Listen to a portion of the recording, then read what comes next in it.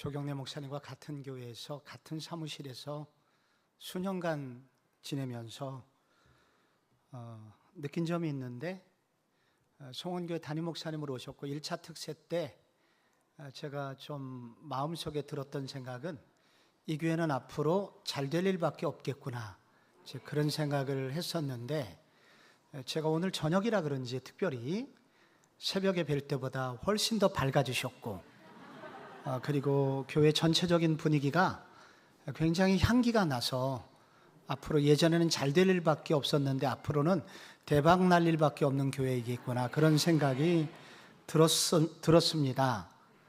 그런데 오늘 이제 좀 알고 싶은 거는, 오늘 좀 찬양한 분들 있잖아요. 에클레시아 저 온다고 일부러 어디서 빌려온 분들 아니죠?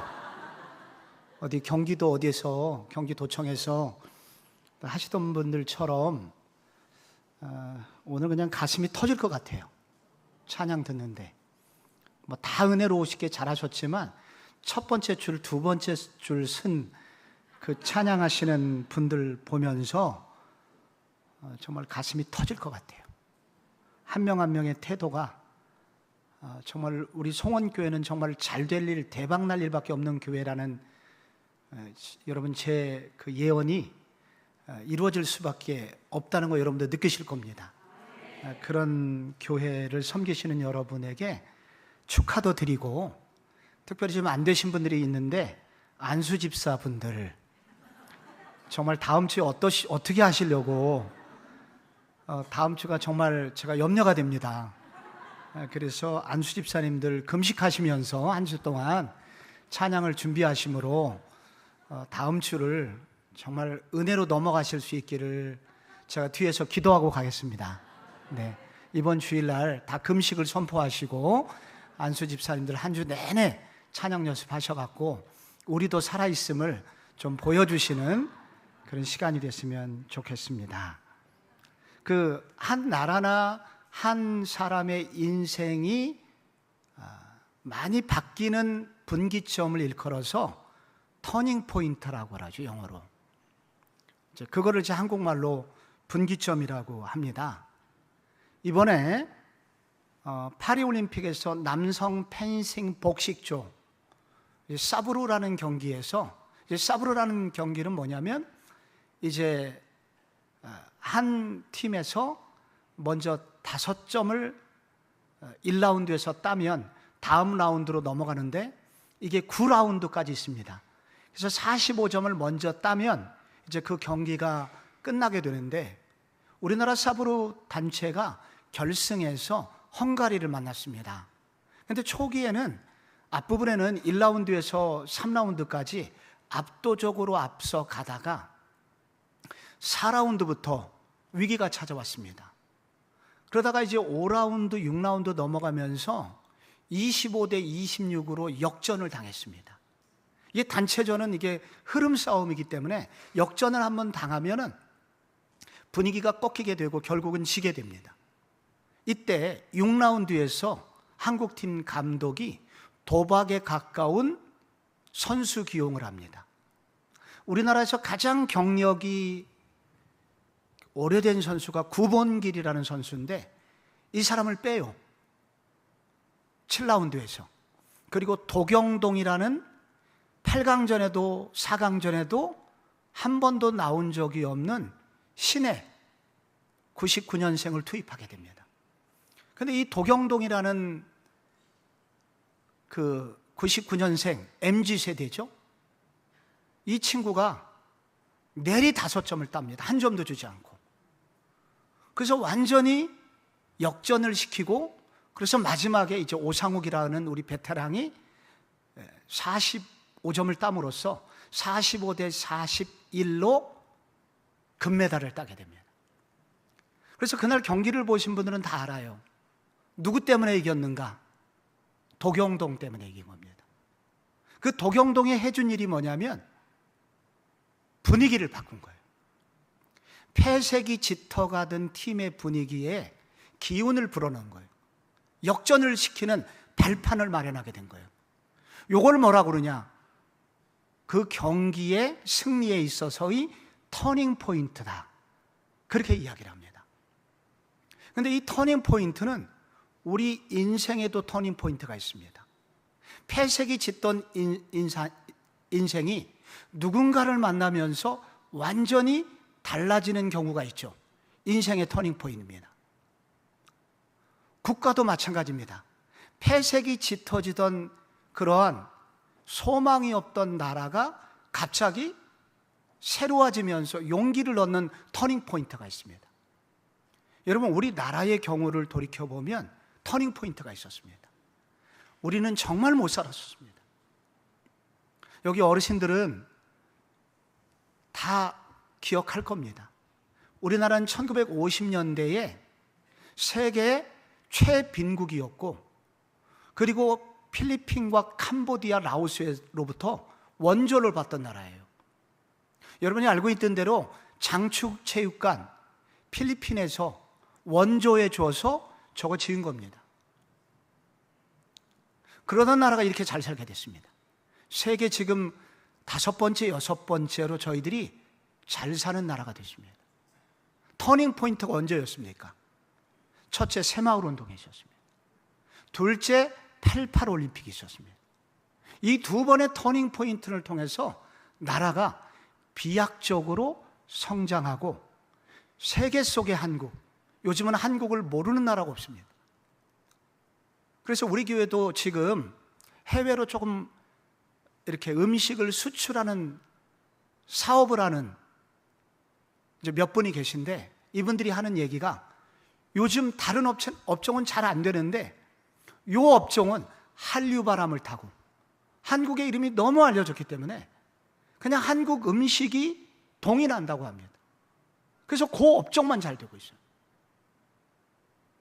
이렇게 된 것은 바로 이 터닝 포인트, 분기점이 있었기 때문입니다.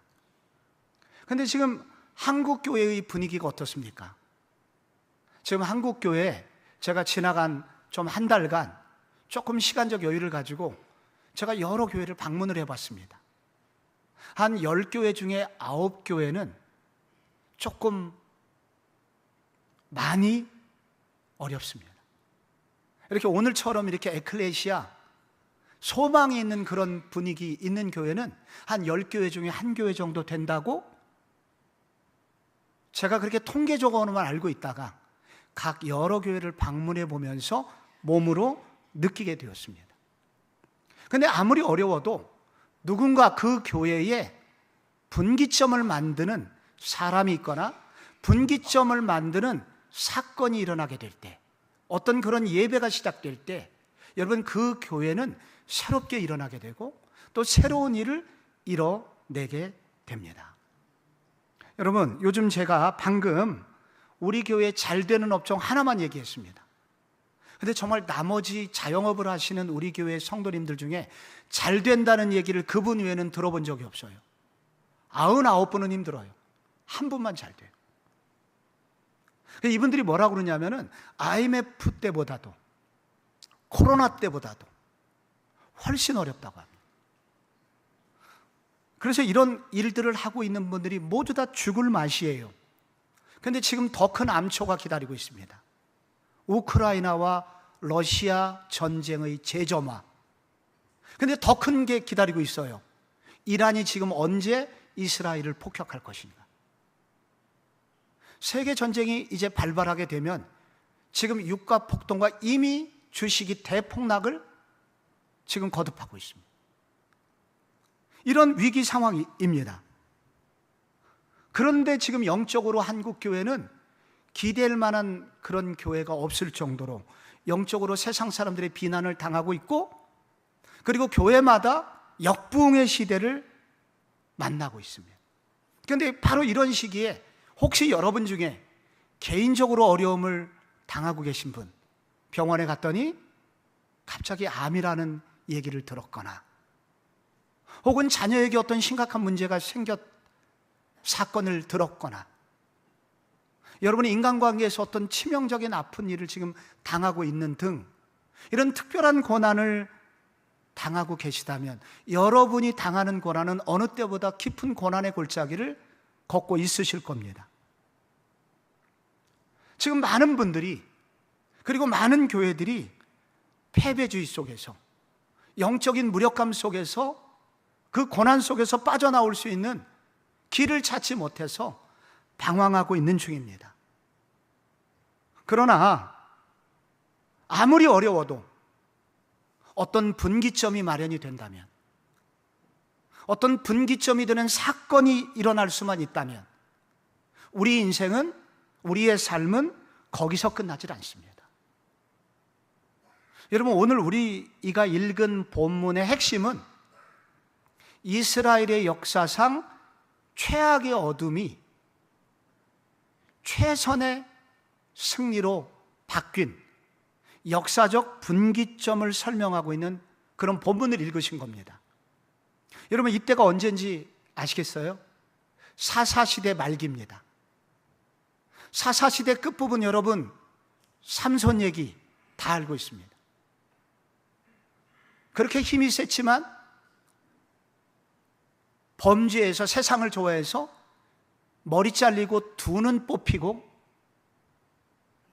그래서 맷돌질을 하고 있는 삼손의 모습을 우리는 사사기 후반부에서 읽을 수 있었습니다. 그 사사기가 이어지는 곳이 사무엘상입니다. 그때의 제사장은 엘리라는 사람이었고, 성경은 그의 몸이 비둔하였다 설명합니다. 살이 쪘다는 얘기가 아니라 영적으로도 그렇게 우둔한 시기, 영적으로 잠든 시대, 영적 지도자가 그렇게 잠들어서 온 이스라엘이 그렇게 잠이 들었던 시기였다는 것입니다. 그래서 전쟁에 나가면 다 지는 거예요. 그래서 엘리의 두 아들 홈니와 비느하스가 언약궤를 가지고 나갔다가 블레셋에게 대패하고 언약궤를 빼앗겼죠. 그래서 홈니와 비느하스가 전쟁터에서 죽었는데, 여러분, 그가 그 큰 며느리가 아이를 낳다가 그때 죽게 되면서 했던 유명한 외침이 있잖아요. 이가 곧 여호와의 영광이 떠났습니다. 그 비참한 마지막 말을 외치고 며느리가 죽은 그 말 그대로 이스라엘은 완전한 패배, 되는 일이 없는, 거의 최근 한 300년 내로 되는 일이 없고 전쟁에 나갔다면 패배하는 계속된 패배만 맛보았기 때문에 패배주의가 가득 찼던 시기가 바로 사사기 말기, 사무엘상 초반, 바로 이 시기인 것입니다. 그런데 방금 여러분이 읽으신 구절 중에 여러분이 좀 눈여겨볼 구절이 있습니다. 그게 10절인데, 사무엘이 번제를 드릴 때 여러분 그때 무슨 일이 생겼습니까? 블레셋 군대가 쳐들어온 거예요. 그런데 그때 여호와께서 큰 우레를 발하여 그들을 어지럽게 하시니 그들이 이스라엘 앞에서 패한지라. 여러분, 이게 굉장히 중요한 단어입니다. 처음으로 이기게 됐다는 얘기예요. 그동안 되는 일이 없었어요. 전쟁에서 이긴 일이 없었어요. 그런데 처음으로 이기게 된 것입니다. 사사기부터 시작하면은 300년 만에 이런 대승을 겪어본 적이 없을 정도입니다. 승리가 시작됐습니다. 그런데 더 놀라운 얘기가 뒤에 나와요. 안 읽었는데 13절에 그 이후에 사무엘이 사는 날 동안에 이 블레셋이 다시는 들어오지 못했다. 이건 약간의 강조가 표현된 얘기입니다. 블레셋이 이스라엘을 두려워하는 일이 생겼다는 것입니다. 그래서 오늘 여러분이 읽으신 이 본문은 패배를 승리로 바꾼 분기점의 이야기입니다. 어떻게 이런 일이 일어날 수 있을까요? 패배주의가 가득 찬 이들이 어떻게 이와 같은 승리를 경험하고 우리는 할 수 있고 이길 수 있고 잘 될 수밖에 없다는 이런 믿음이 어떻게 생기게 되었을까요? 여러분 중에 혹시 여러분과 여러분의 자녀 속에 혹시 이런 패배주의가 있으시다면 여러분에게 꼭 필요한 말씀입니다. 그분에게 꼭 필요한 게 있어요. 승리의 분기점이 필요합니다. 그 자녀에게 승리의 분기점이 필요한 시기입니다. 여러분의 인생 가운데 승리의 분기점이 있으시기를 축복합니다. 어떻게 이렇게 만들었을까요? 이런 승리의 분기점은 어떻게 일어날 수 있었을까요? 여러분, 이 구절을 잘 읽어보면 1절을 읽어보면 이런 얘기입니다. 블레셋과 전쟁에서 졌잖아요. 홈리와 비느하스가 하나님의 언약궤를 빼앗겼잖아요. 여호와의 임재를 상징하는 언약궤를 들고만 나가면 전쟁에서 이길 줄 알았는데 오히려 패배하고 언약궤까지 빼앗겼어요. 고대의 전쟁은 신들의 전쟁인데 여호와를 빼앗기게 된 것입니다. 그럼 끝난 거예요. 그런데 놀랍게 여러분, 이 지금 7장 1절의 앞에가 5장과 6장이잖아요. 무슨 일이 기록되어 있습니까? 여호와의 언약궤를 빼앗겨가지고 이 언약궤가 블레셋 땅으로 갔고, 이 블레셋의 제사장들은, 군인들은 이게 뭔지 모르니까 다곤 신전에다가 갖다 놓은 거예요. 왜 거기다 갖다 놨냐면 다곤 신전 바로 밑에다, 신상 밑에 갖다 놓은 겁니다. 여호와가 우리 다곤 신한테 패배하였다, 완전한 굴복을 시키기 위해서 여호와라는 신을 상징하는 언약궤를 거기다 갖다 놓은 거예요.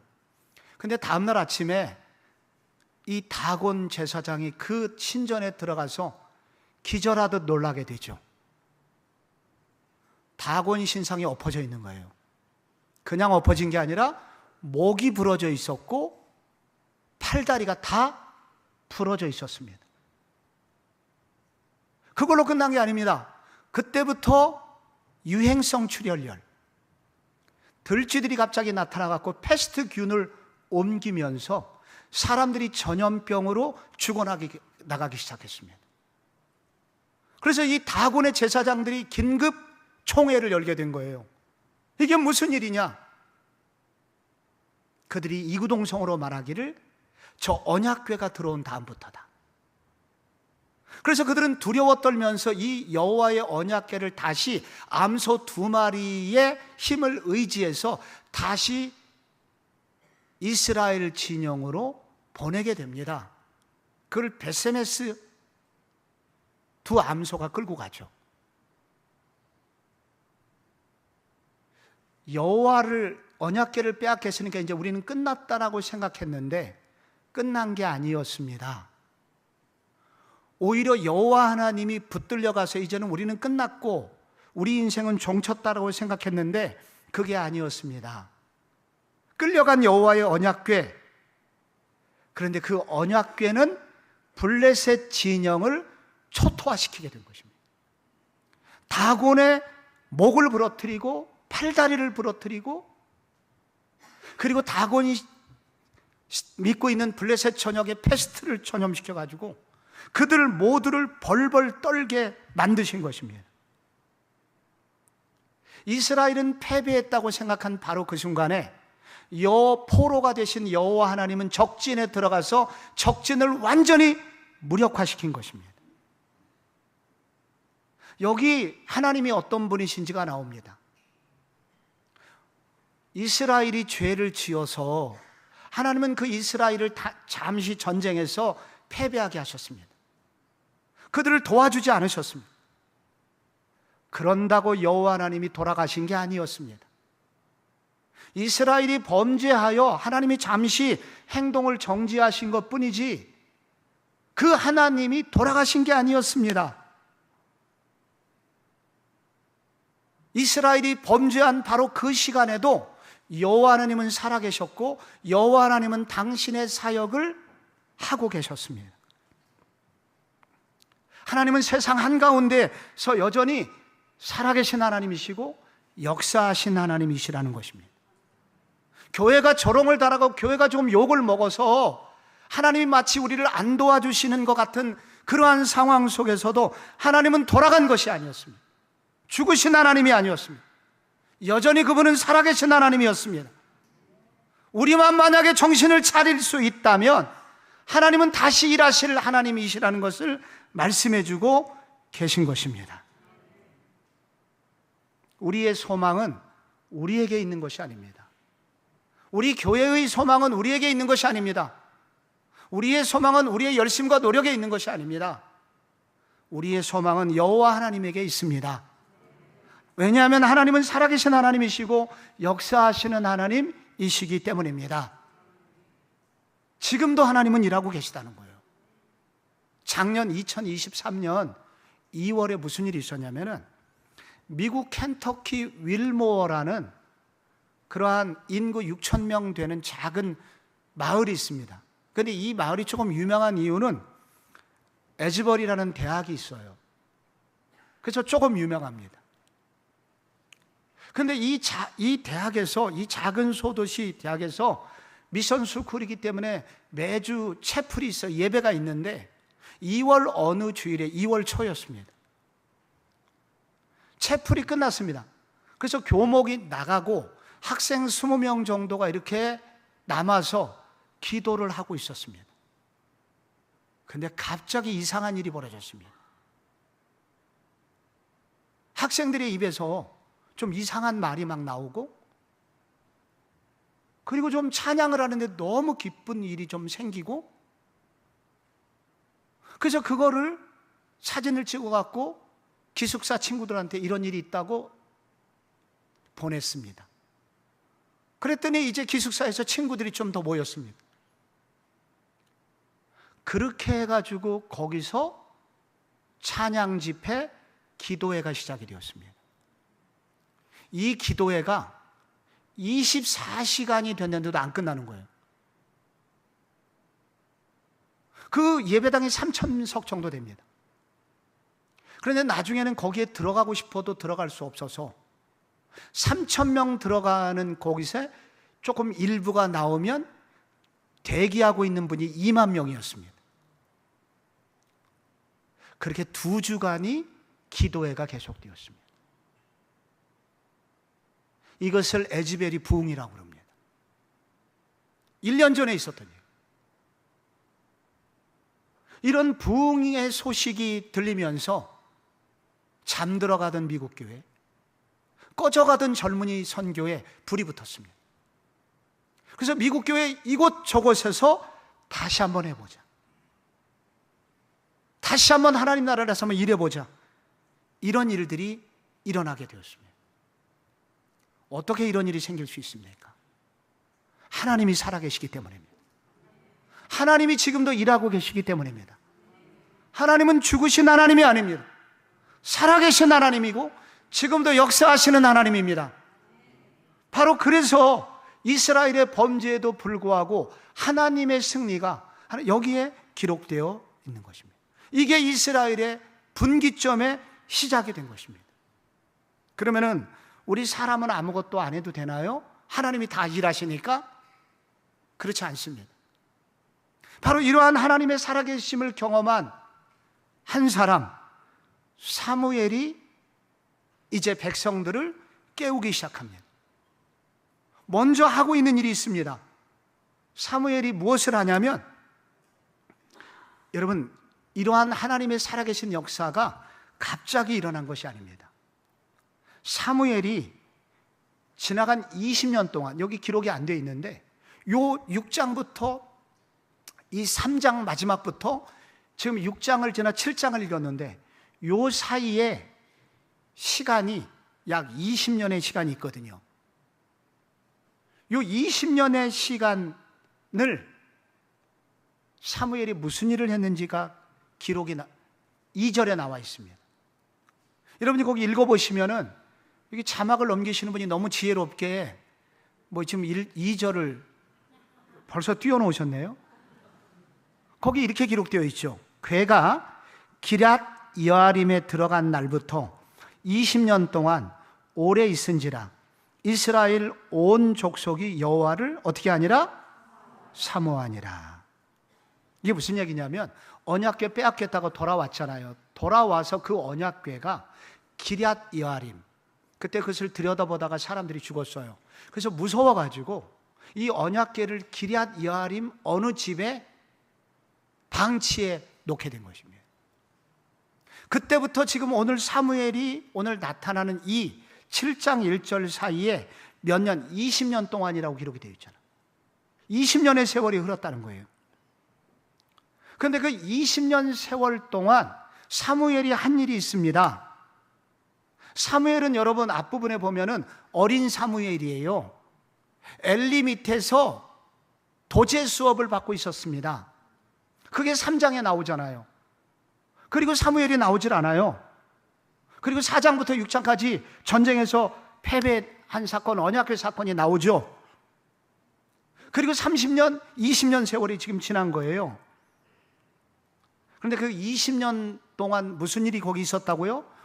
이스라엘 온 족속이 여호와를 어떻게 하니라? 사모하니라. 여기 사모하니라라고 하는 것은 소리내어 울다라는 단어입니다. 영어로 M-O-U-R-N, mourn. 흐느껴서 막 울다라는 단어예요. 그런데 이 단어가 히브리 문법상 미완료라는 시제를 썼는데 한 번 시작하면 끝이 안 나는 동사. 흐느껴 울었는데 계속해서 부르짖고 울부짖고 흐느끼고 울었다라는 그런 히브리어 동사입니다. 그러니까 여러분 그동안 사무엘이, 그 어린 사무엘이 사라졌다가 그 사라진 다시 나타나는 시간까지 사무엘이 그런 일을 했다는 거예요. 사무엘이 전국 각지를 돌아다니면서 우리나라가 살 길은 하나밖에 없습니다 하면서 기도의 사람들을 일으키게 됐다는 것입니다. 정말 우리나라를 위해서 기도할 분은 바로 당신입니다 라고 깨우기 시작했다는 것입니다. 사무엘이 도제 수업을 받으면서, 그리고 어린 시절에 그의 어머니가 유명합니다. 한나죠. 한나는 많은 이야기가 있지만 한마디로 기도의 여인이었습니다. 그리고 오랫동안 자식을 낳지 못했기 때문에 한서린 눈물이 있었고, 그 한서린 눈물을 제사장이 오해할 만큼 그렇게 흐느끼면서 기도했던 기도의 여인이었습니다. 사무엘이 그걸 배우게 된 거예요. 그래서 바로 한나가 흐느껴 우는 것처럼 사무엘도 흐느껴 우는 그런 기도를 했고, 그 흐느껴 우는 기도를 배운 사무엘이 전국을 다니면서, 여러분 지금 우리가 살 길은 이렇게 흐느껴 우는 것밖에 없습니다. 소리쳐서 여호와 앞에 부르짖는 것 외에는 방법이 없습니다 하면서 작은 기도의 사람들을 일으키고 작은 기도회들을 만들기 시작했던 것입니다. 그 기도회들이 이곳저곳에서 생기게 됐습니다. 20년 동안. 그리고 오늘 미스바라는 장소에서 나라가 위기에 있는 바로 이 시기에 그때 사무엘이 전국 교인들에게 카톡을 보내게 된 것입니다.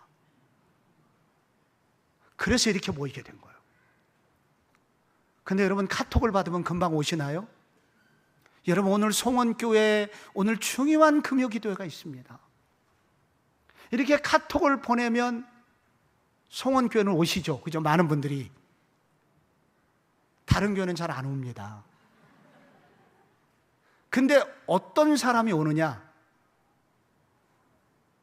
그때 카톡을 보낸 사람에 의해서 그 기도가 얼마나 중요한지 깨달은 사람들, 그가 말한 그 기도를 함께 하면서 기도의 응답을 경험해 보았던 사람들, 그런 기도회를 진행하면서 함께 울면서 하나님의 마음을 이해하게 되는 경험이 있는 사람들, 그럼 그분들은 카톡을 받으면 전부 다 모이게 됩니다. 그래서 사무엘의 카톡을 받고 이 미스바로 이렇게 많은 사람들이 모이게 된 것입니다. 그래서 오늘의 미스바의 부흥은 우연히 일어난 것이 아닙니다. 지나간 20년 동안 사무엘이 전국 각지를 돌아다니면서 기도의 사람들을 일으킨 결과 오늘 미스바의 부흥이 오게 된 것입니다. 즉 작은 시내들이 이미 형성이 되어 있었고, 그 작은 시내들이 모여 큰 강을 이루었고, 그리고 이렇게 바다 같은 부흥의 역사가 일어나게 되었다는 것입니다. 우리나라는 정말 복받은 나라인데, 우리나라에 이 복받을 수 있었던 이유는 한국교회의 부흥에 있습니다. 그런데 한국교회의 부흥을 일으켰던 다른 나라에게 거의 일어나는 적이 없을 것 같은 엄청난 은혜가 1907년에 일어나게 된 거예요. 그게 평양 대부흥운동입니다. 그런데 우리는 평양 대부흥운동 그러면은 평양에서 부흥이 일어난 줄 알아요. 맞습니다. 평양에서 일어난 거. 근데 평양에서 왜 일어나게 됐는지를 아는 사람은 많지 않습니다. 사실은 평양에서 일어난 대부흥은 결과일 뿐이고, 사실은 그 일이 일어나기 4년 전부터 누군가의 애씀이 있었습니다. 그 중에 제일 공로가 많은 사람을 우리 총신대 역사학과 이제 재작년에 은퇴하신 우리나라가 배출한 유명한 기독교 역사학자 박용교 교수가 쓴 평양 대부흥운동이라는 책에 의하면, 이 평양 대부흥을 일으켜 촉발했던 그 사람은 바로 하디라는 의료 선교사다, 그렇게 얘기합니다. 이 사람은 1903년도에 그 이전까지 강원도 원산에, 그 당시에 강원도에 있었던, 지금은 북한 땅이 됐지만 그 원산에서 의료 선교를 하고 있었습니다. 그런데 이 사람이 좀 차가운 의사였습니다. 조선에 선교를 왔으면 조선 사람을 사랑해야 되는데 조선인들을 좀 미개인 취급을 했던 모양입니다. 그래서 조선인들도 그를 별로 좋아하지는 않았던 것 같아요. 그런데 선교사들 기도 모임이 1903년도에 기도 모임이 생겨서 기도 모임을 하던 중에 성령님께서 하디를 찾아오십니다. 그때 하디가 자기의 죄를 깨닫게 됩니다. 얼마나 교만했는지. 이 원산 땅에서 부흥이 일어나지 않는 이유가 자기가 조선인들을 미개인 취급했고, 자기의 교만 때문에 결국은 이 원산 땅에 부흥이 오지 않는다는 것을 깨닫게 되고 회개하게 됩니다. 그때 성령 하나님께서 그를 깊이 만지시게 됩니다. 그래서 이 선교사 기도 모임에서 엄청난 은혜를 받게 됩니다. 함께 했던 분이. 그래서 그때 은혜를 받은 이 하디는 그 은혜를 강원도 옆에 있는 인제군, 횡성군, 영월군 다니면서 부흥회를 합니다. 그때 똑같은 일이 일어나게 됩니다. 그래서 강원도를 넘어서 이번엔 개성으로 갑니다. 그리고 서울로 옵니다. 그리고 대구로 가고 광주로 갑니다. 그래서 이 전국 교회를 다니면서, 도시를 다니면서 우리가 얼마나 죄인인지를 깨닫게 합니다. 그리고 그 불이 평양으로 옮기게 된 것입니다. 그래서 이 평양 대부흥 운동의 저자인 박영교 교수는 말하기를, 평양 대부흥 운동은 강물같이 큰 은혜이지만 그것은 결과이다. 평양 대부흥의 운동은 바로 이게 전국적인 부흥의 시냇물들이 합쳐진 부흥의 강물이라고 소개를 합니다. 오늘 한국 땅에 왜 부흥이 오지 않습니까? 왜 기도 모임이 안 일어나고 있습니까? 그것은 송원교회에서 아직 대부흥이 오지 않았기 때문입니다. 송원교회는 왜 대부흥이 오지 않습니까? 안수집사회의 부흥이 아직 오지 않았기 때문입니다. 안수집사에서 다음 주 한 주간 동안 금식 기도하면서 우리 한번 에클레시아와 한번 자웅을 겨뤄보자 하면서 금식하면서 부흥을 맛보면 무슨 일이 일어날까요? 다음 주에 오늘보다 더 큰 부흥이 일어날 줄로 믿습니다. 이래서 전 송원교회의 부흥이 일어나게 되면 수원의 부흥이 올 것이고, 수원의 부흥이 오게 되면은 수원이 뭡니까? 대한민국의 중심, 물 근원이 수원에서 나오니, 여러분 이 영적 물 근원이 여기 수원에서 터지게 되면 무슨 일이 벌어지겠습니까? 전국교회에 다시 부흥이 일어날 줄로 믿습니다. 그래서 이 사무엘이 한 일은 바로 기도회의 헌신입니다. 기도의 사람을 깨운 겁니다. 집사님, 지금은 기도할 때예요. 나 혼자 기도하는 것도 좋지만 짝을 이루어서 새벽에 기도하고 나오고, 짝을 이루어서 집사님 우리 기도할 때예요. 그래갖고 구역에서 기도하러 함께 모이고, 이 작은 부흥들이 모여 결정체를 이룬 것, 이 기도의 사람들이 깨어 일어나자 결국은 오늘 이런 일이 벌어지게 된 것입니다. 에지버리 대학이 갑자기 그렇게 된 게 이유가 있더라고요. 그거 읽어보면 말레이시아 연구해보면 말레이시아에서 온 중국계 교수 홍 교수라는 분이 나옵니다. 이 홍 교수님은 말레이시아 분인데 미국에 있는 유명한 트리니티 신학교에서 박사학위를 받았어요. 그래서 본국 신학교에 가서 교수를 하고 있는데 안식년을 맞아갖고 7년째 안식년을 맞아갖고 이 에지버리 대학의 교환 교수로, 방문 교수로 1년 동안 머물고 있었는데, 기도하는 중에 성령님이 갑자기 마음에 너 여기 남아서 신학교 교수 포기하고 기도하는 일에 전념해줬으면 좋겠다.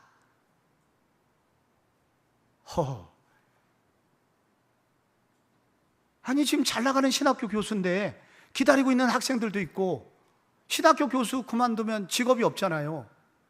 근데 하나님께서 너 여기 남아가지고 풀타임 기도 사역자가 돼달라. 근데 이걸 이분이 받아들입니다. 순종해요. 그 이따만한 광고판을 몸에다, 교수답지 않게. 그래서 지금은 기도할 때입니다. 기도할 사람들 모이세요. 그래가지고 신학생 금요 기도회를 만들어요. 기도회를 해요. 안 올 것 같은 신학생들이 와요. 오는데 어느 날부터 은혜를 받기 시작해요. 그러다가 휠체어를 타고 왔던 학생이 벌떡 일어나서 걸어나가는 일이 생겨요. 그러더니 어느 날, 바로 작년 23년 2월에 갑자기 평범한 체프를 끝냈는데 아이들 입에서 이상한 말이 나오고 방언, 그리고 기쁨의 찬양이 터지고 끝도 없이 예배하고 싶은 열망이, 그렇게 죄짓고 싶을 나이에 끝도 없이 예배하고 싶은 그 열정이 그들 가운데 막 일어나게 된 거예요. 이것이 바로 미국 교회의 부흥의 분기점이 되고, 이것이 바로 그날 참여했던 한 사람의 인생의 부흥의 분기점, 인생의 역전의 분기점이 되는 순간입니다. 오늘 우리 중에 누군가, 나도 이 전국교회 부흥이 일어나기 위하여, 한국교회 부흥이 오기 위해서 주님 저도 이렇게 쓰임받길 원합니다. 여러분의 그런 마음이 있으시다면 홀로 기도해도 좋지만 누군가를 깨워 함께 기도하고자 하는,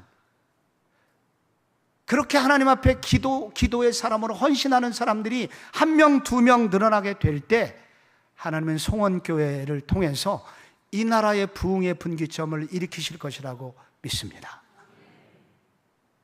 그러면 우리 개인의 역사에게도 승리의 역사를 이루시는 은혜를 주실 줄로 믿습니다.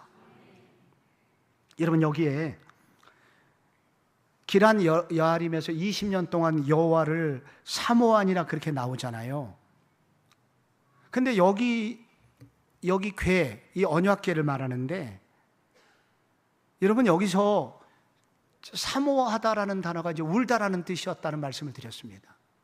근데 여기서 굉장히 사모하다는 단어는 그냥 기도했다는 것으로 번역하면 너무 아쉬운 번역이라고 주석가들은 말합니다. 이것은 단순히 은혜 받고 기도했다, 단순히 기도했다는 것, 사모했다는 것이 단지 은혜 받아서 다 울었어요 정도로 번역하는 것은 너무 아쉬운 번역이라고 말합니다. 그래서 이 의미를 충분히 살리려면은 요 여호와를 사모하니라고 하는 것은 말씀 운동이 일어남으로 이 기도하는 결과로 주님을 따라가고자 하는 말씀 운동이 일어났다 라고 번역하는 것이 옳다고 말합니다. 왜냐하면 언약궤에서 제일 중요한 건 언약궤 안에 세 가지가 들어있다는 거 알죠? 아론의 쌍난 지팡이, 만나를 담은 항아리, 근데 제일 중요한 거 10계명의 돌판이 언약궤 안에 들어있습니다. 그래서 여기 궤가 나오는 이유는 뭐냐면, 바로 여기서 궤가 강조된 이유는 바로 여호와의 말씀을 따르고자 하는 운동, 여호와의 말씀의 기준을 비춰보니 내가 얼마나 부족했는지를 알게 되어서 여호와의 말씀을 따르고자 하는, 거기에 미치지 못해서 가슴을 치며 울었고, 그래서 궁극적으로 여호와의 말씀, 우리가 돌아가야 될 곳은 고향은 여호와의 말씀이야 하면서 그 말씀으로 돌아가고자 하는 운동이 일어나게 되었다는 거예요. 그래서 단지 기도한 것이 아니라 말씀에 입각한 기도였다는 것입니다. 말씀을 사모하는 결과 기도로 이어졌다는 것입니다. 여러분, 이 사무엘상을, 이 앞부분을 연구해 보면은 희한한 구절이 나옵니다. 사무엘상 3장에 여러분 이런 얘기 기억하실 거예요. 엘리가 잠들었는데 자꾸 사무엘이 찾아오죠. 제사장님 저를 부르셨습니까? 스승님 부르셨습니까? 난 너 안 불렀다. 또 두 번째 저를 부르셨습니까? 안 불렀다. 그래서 엘리가 가르쳐 주죠. 음성이 들리거든 주여 말씀하소서, 주의 종이 듣겠나이다. 그래서 사무엘이 그때 여호와의 음성을 듣습니다. 근데 그 장의 마지막 절이 3장 19절 20절인데, 사무엘이 자라매 여호와께서 그와 함께 계셔서 그의 말이 하나도 땅에 떨어뜨리지 않게 하시니 단에서부터 부엘세바까지, 부산부터 중강진까지, 청진까지 온 이스라엘이 사무엘은 여호와의 선지자로 세우심을 입은 줄 알았더라. 그래서 사무엘이 그때 말씀을 받게 된 거예요. 그 받은 말씀을 곳곳에 다니면서 말씀을 전하게 되고, 말씀으로 교육하고, 그 결과로 기도로 이어지도록 했다는 것입니다. 그래서 사무엘이 20년 동안 한 일은 단지 기도에만 인도한 것이 아니라 기도에 앞서서 동시에 그런 말씀을 가르치는 일, 말씀을 깨닫게 하는 일에 헌신하게 되었다는 것입니다. 바로 그때부터 성경에서 나오는 단어가 있어요. 선지자의 무리라는 단어입니다. 이전에는 선지자의 무리라는 단어가 나오지 않아요. 그런데 그 선지자의 무리들이 나옵니다. 말씀, 하나님의 말씀을 사모해서 전하는 무리가 지어지게 된 거예요. 그리고 그 중에 나단 선지자가 나오고, 엘리야와 엘리사가 나오고, 이사야가 나오고, 예레미야가 나오게 됩니다.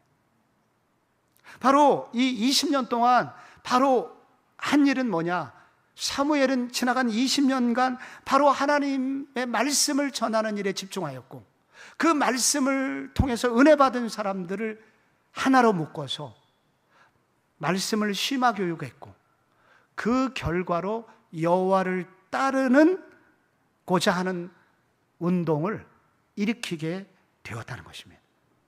그래서 여러분, 이 미스바의 부흥은, 그날의 승리는 한 번의 승리로 끝난 것이 아니라 계속해서 끊임없이, 단발성이나 이벤트가 아니라 끊임없는 부흥의 역사로 이어지게 되었다고 합니다. 개인적으로 제가 참 사랑하고 존경하는 평신도 간증자 박효진 장로님이라고 있습니다. 혹시 여기도 모셨는지 모르겠는데, 이제 청송감호소부터 교도관 생활을 하면서 사형수 16명에게 복음을 전해서 예수 믿게 한 전도자입니다. 그분이 그 간증 1990년대, 2000년대 초, 2010년대 전국교회가 그분의 간증을 듣고 많은 사람이 각성하였고 예수 믿게 되었습니다. 그런데 보통 평신도 간증자는 수명이 길지를 않아요. 그냥 한 1, 2년 반짝하면 사라집니다. 옛날에 고구마 전도왕인지 감자 전도왕인지 뭐 유명한 전도왕이 있었습니다. 너무 유명했습니다. 그분 모시려고 그러면. 그런데 어느 날부터 어디 갔는지 사라졌습니다. 조금 유명해지면 평신도들이 신학을 한다고 그 신학교를 가서 안수를 받습니다. 그러면 가치가 떨어져요. 집사님이 그렇게 간증하니까 우리가 들어주는 거지. 아니, 목사님은 당연히 그렇게 해야 되는 거 아니야? 그리고 간증자가 사라져버리는 거예요. 그래서 굉장히, 그리고 그분 자신이 또 타락을 합니다. 시들해져요, 금방. 무슨 일 때문에. 근데 이분은 30년이 지났고 지금 40년 가까이 되는데도 그분의 인기가 지금까지 이어지고 있습니다. 제가 물어봤어요, 그분께. 장로님 개인적으로. 장로님 어떻게 그렇게 지금도 에버그린, 그렇게 변함없이 은혜로운 간증을 하실 수 있습니까? 그때 이분이 시카고 전도 집회를 갔대요. 거기서 만난 부목사님 때문이었다고 하더라고요. 픽업을 해주는 부목사님이 자꾸 헐깃헐깃 보면서 할 얘기가 있는 것처럼. 그래서 이제 목사님 시간 되시면 차 한잔 하시죠. 그래서 호텔 로비에서, 커피숍에서 차를 마시는데 그 부목사님이 집사님 참 죄송하지만, 장로님 참 죄송하지만 저는 참 장로님이 안 돼 보입니다. 이제 곧 시들해지실 장로님의 미래를 보니 제가 너무 안쓰럽습니다. 되게 건방져 보이기는 말이지만 그런데 이분의 자태를 보니까 그렇게 말하실 분이 아니라 이유가 있겠다 싶어갖고 저도 그게 늘 걱정인데 왜 그러시죠? 알고 보니 그분의 아버님이 전라남도 순천 광양에서 유명한 평신도 부흥사였다고 합니다. 그래서 이분이 기도하면 치유의 역사가 일어나서 많은 사람이 고침을 받게 되었다고 합니다. 그런데 이렇게 유명했던 아버지가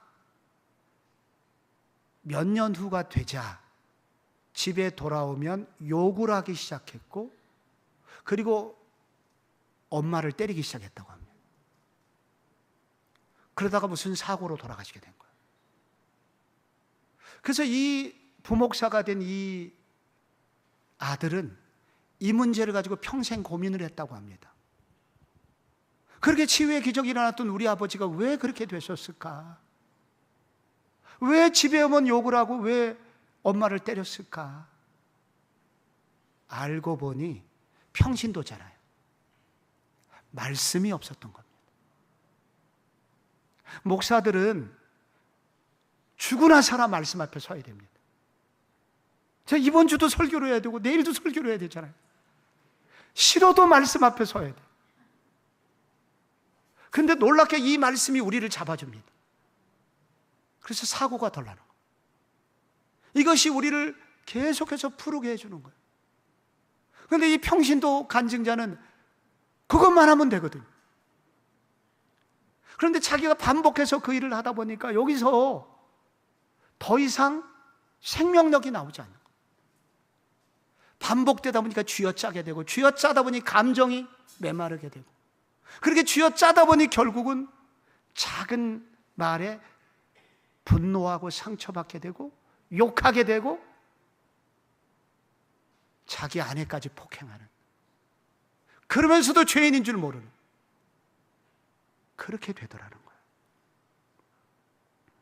왜 제자 훈련하는 교회가 오래 갈까요? 왜 말씀을 강조하는 교회가 처음에는 부흥이 더딘 것 같아도 계속 아름다운 성장을 할까요? 말씀 속에 생명이 있기 때문에. 왜 목사님이 제자 훈련에 그렇게 열을 올릴까요? 말씀 배우는 자리에 나오라고 할까요? 결국은 우리를 잠시 이벤트 짧게 특별한 시간에 기도하고 끝내는 신앙인이 되지 말고 변함없이 흔들리지 않는 믿음의 사람으로 성장해 주기를 바라는 간절함이 있기 때문에. 오늘 에클레시아 그 아이들, 얼마나 감동을 주었습니까? 그러나 우리는 안심하면 안 됩니다. 이들에게 이 모습이 계속 유지가 되려면 말씀이 들어가야 돼요. 그래서 주일학교 교사들이 이 아이들에게 계속 은혜의 말씀을 받아 그 아이들에게 말씀을 심어줘야 됩니다. 그래야 거기서 사무엘이 나옵니다. 나단이 나오고 이사야가 나올 수가 있습니다. 사무엘은 이 일을 하게 된 거예요. 이것이 바로 그 한 나라의 승리의 분기점을 만들 수 있는 저력이었던 것입니다. 여러분, 이 구절을 읽어보면 방금 읽으신 구절에 3절, 8절에 보면은 거기 우리라고 하는 단어가 3번, 4번, 두 구절에 우리를 도와달라고, 우리를 위하여, 우리 하나님 앞에 쉬지 말고 우리를 블레셋 사람들을 구원해달라고 하면서 계속해서 우리라고 하는 단어가 나옵니다. 무슨 말이냐면 여기 이와 같은 놀라운 승리의 분기점이 생겼던 이유는 그들이 하나 되어 예배했기 때문입니다. 개인적으로 기도로 깨어 있었고 개인적으로 말씀으로 깨어 있는 것으로 끝나지 않고 그들이 함께 모여 우리를 이루어 하나님께 함께 예배하고 하나님께 기도하고자 했을 때 하나님께서는 이 공동체에 승리를 주셨고 그 승리를 분기점으로 하여 계속 승리하는 은혜를 주셨습니다. 왜 우리가 중요할까요? 왜 하나님은 함께 모여 예배하고 기도할 때 이런 은혜를 주실까요? 왜 그런 은혜가 있을까요? 그것은 주님의 약속 때문입니다. 이거를 요약한 게 마태복음 18장 19절이에요. 너희 중에 두세 사람이 땅에서 합심하여 무엇이든지 구하면 하늘에 계신 내 아버지께서 그들을 위하여 이루게 하시리라. 주님의 꿈은 나의 자녀들이 함께 모여 예배하고 함께 부르짖는 것입니다. 부모님에게 가장 행복한 시간은 명절에 모든 자녀들이 와서 서로 사랑하면서 함께 시간을 보낼 때입니다. 우리 주님의 소원은 당신의 사랑하는 백성들이 세상의 마음 뺏기지 않고 그들이 하나님께 집중하고 함께 손에 손을 잡고 함께 예배하고 함께 기도하는 것만큼 기뻐하실 때가 없습니다. 그래서 믿음의 사람들이 함께 모여 기도하는 그때, 예배하는 그때 하나님은 이와 같은 승리의 분기점을 이루는 기적을 주십니다. 저는 이번 송원교회에서 다른 교회에서 별로 잘 하지 않는 이렇게 이 무더운 여름을 마무리하기 위해서 특별한 금요기도회를 가진 일은 너무나 잘하셨고 너무 영감 있는 계획이라고 저는 생각합니다. 왜냐하면 우리들이 이와 같이 함께 모여 기도하는 것을 우리 주님이 가장 기뻐하시기 때문이며 함께 찬양하고 예배하고 기도할 때 하나님은 정말로 주고 싶었던 그 축복을 한량없이 베푸시는 기회를 하나님께 드리기 때문입니다.